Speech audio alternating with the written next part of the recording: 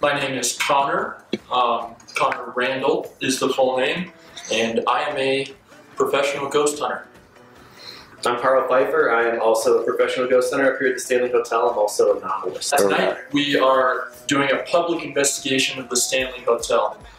So essentially what will happen is people who come to Estes Park or people who flock to the Stanley, which is for all sorts of reasons, will pay to investigate the hotel with Carl and I. And it's sort of like a 5-hour lockdown. It's like half a tour, half a how to ghost hunt, and half just letting the people loose, you know, and letting them have fun in the hotel. And I started when I was 17, 21 now, so 4 years for me. Yeah, I started about 5 years or so ago, officially actually with a team. I was passionate about the supernatural for pretty much my entire life before that. Did some research and stuff as a kid, you know, not exactly the same kind of research I do now, obviously. And then I worked for about a year on a couple of ghost TV shows, Ghost Hunters Academy and Ghost Hunters International. And then I started working up here about 3 years ago, so I've been here ever since. And I kind of work with different teams locally. I write for a paranormal magazine, a paranormal pop culture blog, and my novels that I work on deal with some supernatural happenings too. So kind of a bunch of different stuff.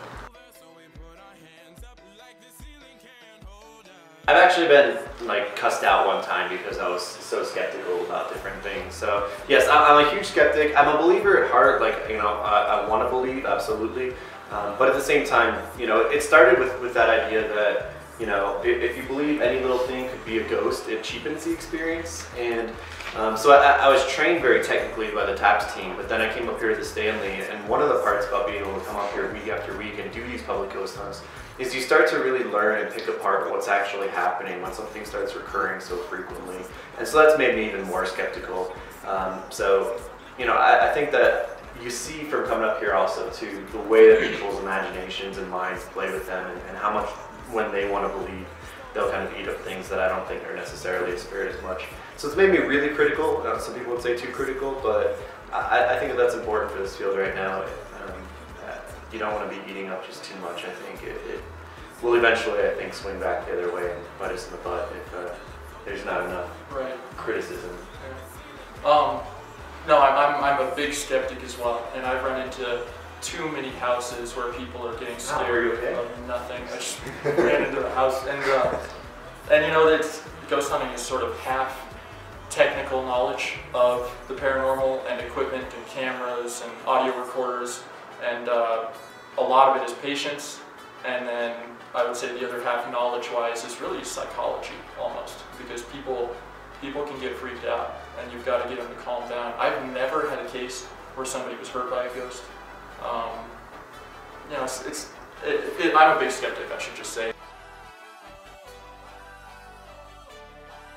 I think it's the perfect combination of the beauty and the epic scope of the hotel, Stephen King becoming the powerhouse that he is, and The Shining being such an amazing book, I think really turned a lot of focus on the hotel. And then the fact that we do have such the amount of the hauntings too that have become very prevalent recently. I think that combination is sort of the trifecta that just... Yeah. So would you say it is the most haunted, or it's just the most focused on? The most haunted what? Like, well, place or... hotel. I don't want to give it a title of most haunted, because somebody... In fact, you know, like someone's house, if they're dealing with a poltergeist situation or something where, you know, stuff is flying off the ceiling and the walls and stuff, and people are getting levitated out of their chairs and all that crazy stuff. Like, we don't exactly have that here. So that could technically classify as more haunted than this.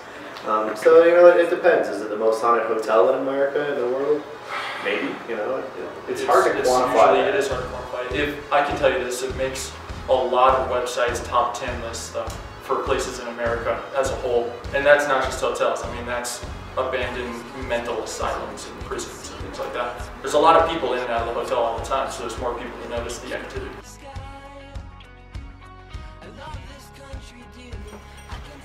Okay, so I have in front of me some of the equipment that we use on investigations that I was talking about. You have your cameras, a full spectrum camera. These are IR cameras that can see in total darkness. We have 8 of those.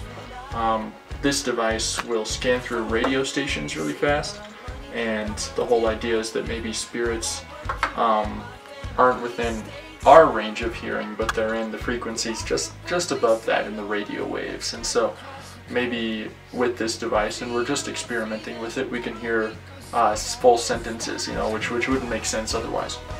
We have thermometers, of course, data logging equipment, so this will measure humidity, dew point, and temperature. Motion sensors. These are EMF detectors, electromagnetic fields. People think that spirits can emit energies in the EMF spectrum, and this is supposed to measure that. This is a wind meter, so it'll tell us not only the temperature, but if there's a breeze going through the area, maybe for cold spots and also for debunking. This is a REM pod, so this is a condensed electromagnetic field, and basically if it ever gets interrupted, it'll make kind of a funny noise and alert us that there might be somebody around. This will measure sort of static energies as well. People say that their hair goes up on the back of their neck, things like that, when there's a ghost around, and so maybe this can help us measure that. Audio recorders. This is a 360 audio recorder, so it can measure omnidirectional in all different directions. You have smaller recorders, which will just sort of leave in a room alone throughout the entire night and let them run, and then we go back and analyze them later and see if there's any spirit voices. Sometimes I'll carry my own audio recorder along with me and record for a couple of minutes and then immediately go back and listen there at the location, and believe it or not, sometimes I do catch stuff using that method. This is an LS10. It's a very high quality audio recorder. It can hear things really far away. It's very sensitive, and we like using those. And then of course you have your flashlights.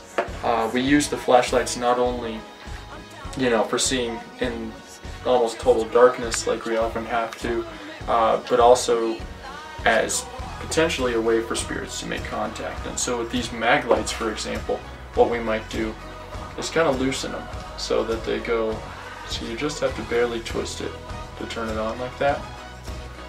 And we actually did this at the Stanley the night that you guys came up and filmed. And I think you might have caught it on tape, but we were sitting there in a bathroom actually where there's a spirit named Lucy known to be around, and I think Lucy likes it maybe when you play some music. Apparently she was from the 70s and passed away in the 70s, and so I was playing some Beatles on my phone, and we had flashlights placed throughout the room, and the flashlights were going off on command, so that was pretty cool. And you know, it's experimental, but maybe the spirits are actually twisting the flashlight to turn it on. Maybe they're just making that electrical connection with their own energy, who knows.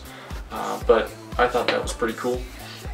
And then I also had these motion sensors set up at one point throughout the night up in the main building, and the motion sensor went off when nobody at all was around, no bugs, no mice or anything like that, and it was when we were trying to make contact and speak with a little girl spirit who was up on the 4th floor of the Stanley, and the motion sensor did go off, and it was faced a wall along sort of thin wall, and then I had the motion sensor on the other side, and the motion sensor went off 3 separate times on its own, almost as if, because that's one of the reports, that she was peeking her head around this corner to look into the main room, and maybe she was doing that. I can say that I've never really seen these go off.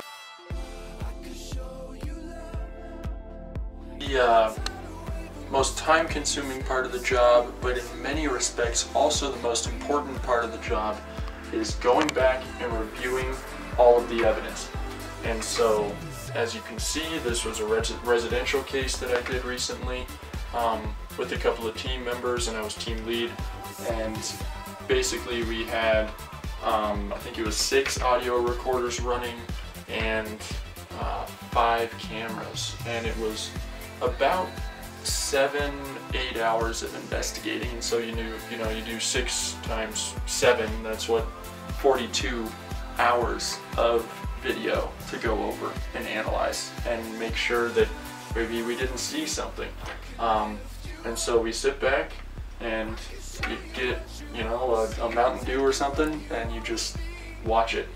And you not only that, but you need to review the audio as well. And so you can see I have some audio recorders running to review.